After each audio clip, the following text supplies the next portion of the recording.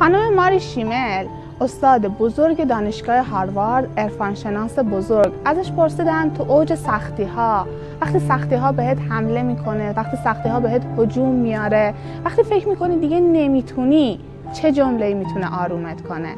چه جمله‌ای، چی کار میکنی که میتونه حالت خوب بکنه؟ گفت یه بیت از شعر مولانا: و اگر بر تو ببندد همه ره‌ها و گذرها، ره پنهان بنماید که کس آن ره نداند.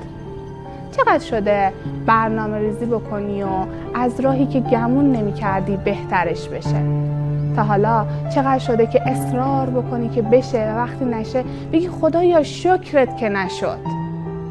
چقدر جالبه ما بعد از چند دقیقه به یه دکتر، بعد از چند روز به یه دوست اعتماد میکنیم، اما بعد از یک عمر با دیدن این همه معجزه تو زندگی هامون به خدا نه.